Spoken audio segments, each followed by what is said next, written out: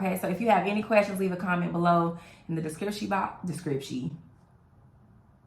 If you have a question, bro, if you have a question, leave a comment in the what is you talking about? Leave a comment in the description box.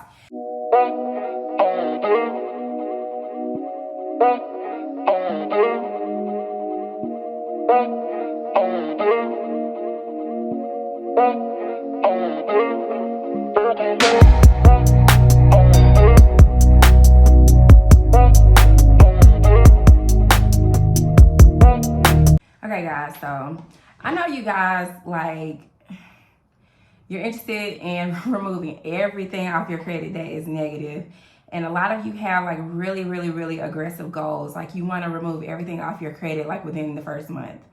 And it's like, a lot of these goals, it's not that they're impossible, but they're just not realistic. Okay, well, I mean, it's not impossible, but it's just a little too unrealistic, okay? Like, it's one thing to want to remove negative items from your profile, which is completely doable, but it's the time frames in which you guys be wanting to get things done that makes it where it's like, I don't know if we can be able to do that in 30 days, okay? Now, as far as the negative items on your credit report, so when it comes to cleaning up your report, the first thing is, as always, like I've said in countless videos, cleaning up your personal information section, okay? Now, this has no impact whatsoever on your credit score. However, when lenders or creditors are pulling your credit, having less information as possible in this section makes you look extremely stable and not as risky as you would look if you had like 10 addresses on there, 5 numbers, 7 employers.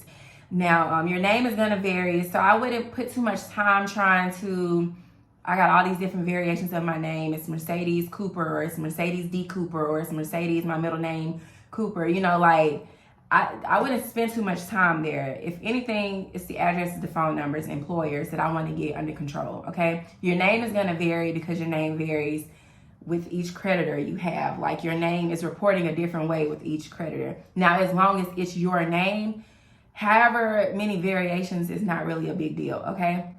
Moving on to inquiries. A lot of people get to inquiries and you get too complacent. You get frustrated that you're not able to get inquiries removed.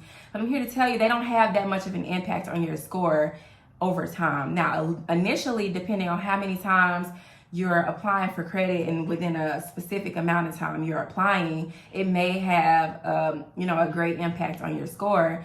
But the main thing with inquiries is how often you're doing it. So when you do apply, your reason for denial could be because you tried to apply for too much credit in a short amount of time, and regardless of if the accounts were open or not, having an excessive amount of inquiries makes you look desperate to creditors. Now, as far as the inquiries go, if they're not attached to any account, get them removed. The easiest way, the fastest way to get inquiries removed is to call the credit bureaus, okay?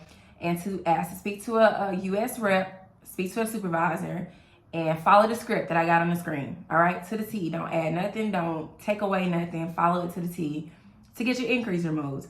And within 24 hours, the inquiries should be removed from your credit profile. You may have to call more than once because not every rep is going to be willing to work with you. Some reps are going to get you off the phone fast as possible and tell you there's nothing we can do. File an FCC complaint, call the company, let them know you're not doing those things. You're talking to them while you have them on the phone and that they can remove it. You have to take complete control of the phone call. You cannot call being all timid. It's one thing to be, assertive about your business. It's another to be rude. But, you have to take control of the call, okay? Now, personal information and inquiries are the only things that I advise you to dispute over the phone for faster results. Moving along to collections, the fastest way to get a collection off your credit report is to stop it before it gets there. As soon as you get a collection notice, send a debt validation letter. I'm putting one on the screen for y'all. So screenshot this, whatever you got to do. Way too many of us will ignore those collection notices just because we don't got time for it. I don't got the money anyway. You can kiss my ass. Like, it'd be a lot of things that we say once we get these collection notices. But the thing about that is, girl, slow down. The thing about that is you have like a time limit. There's a 30-day window where you're able to control whether or not this account hits your profile. Now, if you wait until after the collection has already, hit your profile, sending a debt validation letter is not as effective as it would have been if you would have sent it as soon as you got the notice, because legally the collection agency gave you 30 days. Like, as long as they gave you notice, they're abiding by the FDCPA laws. And so it was your fault for ignoring it. So once the account is on your credit report, legally they don't have to respond to your debt validation letter because you had notice. And after 30 days, like it stated on every notice, they're going to assume the debt is valid, and then report it to the credit bureaus. So it's not that the debt validation letter isn't effective at all once the collection has hit your credit report. It's just more effective before it gets to that point. So as soon as you get a notice, send a debt validation letter. If you're watching my video and the collection has already hit your report, send a debt validation letter anyway, but just already know that the company does not have to respond to you, okay? This is just something that you have to know. Because I don't want you walking into this thinking that you're not responding to me, but the proper legal way is you should have responded to the notice with a debt validation letter, not to it reporting on your credit report.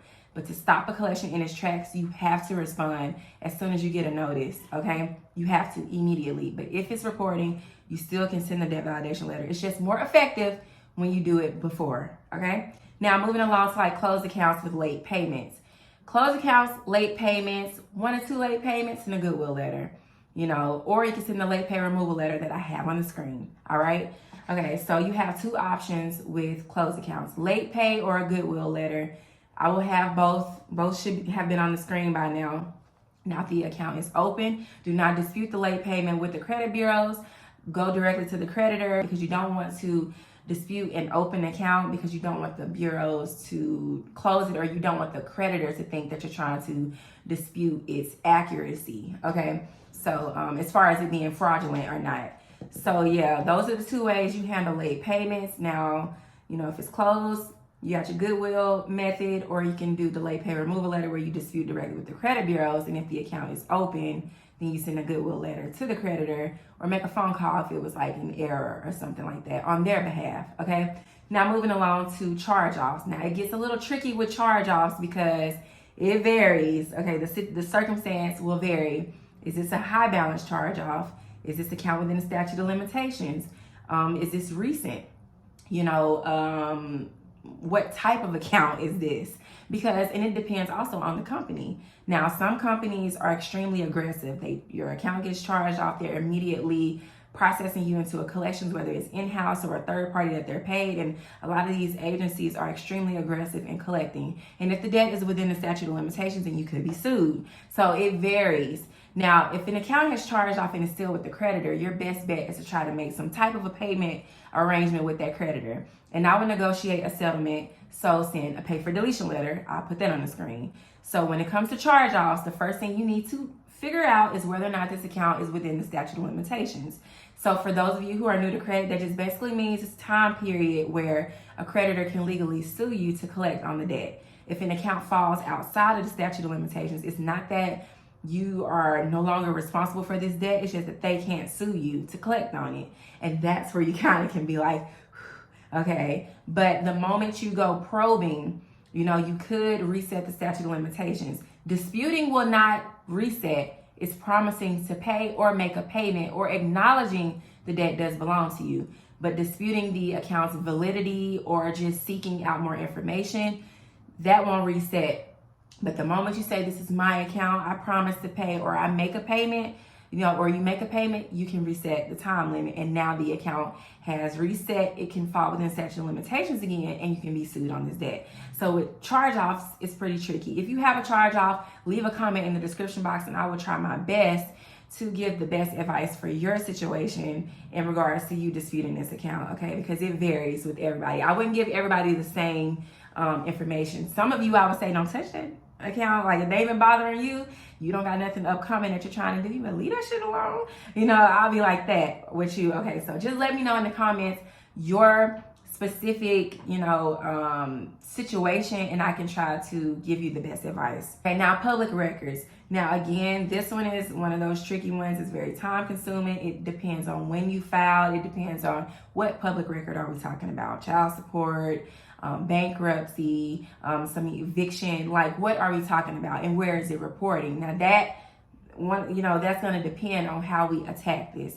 With evictions, they should not be reporting on your credit report. If anything, you should see them like on third-party tenant screening companies. And for situations like that, it's just about you contacting those third parties, requesting your consumer file, and then disputing just like you would with the credit bureau. And if it's like a bankruptcy, when you filed also plays a role in where all it's going to be reporting. If you filed after 2018, I believe in November or October, it's not only Pacer and Experian, TransUnion, and Equifax, like the big three. You got LCI, you got SageStream, you got all these third-party additional companies that are furnishing this information and are just scavengers in your business, reporting this information, to the bureaus, and that's how the credit bureaus are finding out this information. It's not like they are looking to see, it's information being provided to them, and you just have to figure out the source and how they're getting this information.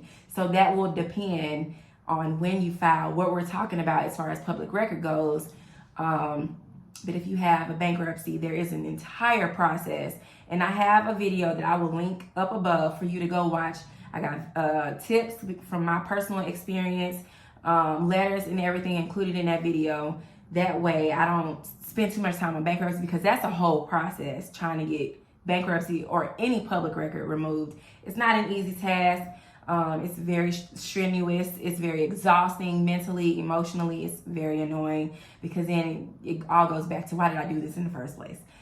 So as far as removing things goes, like, it's all about your consistency.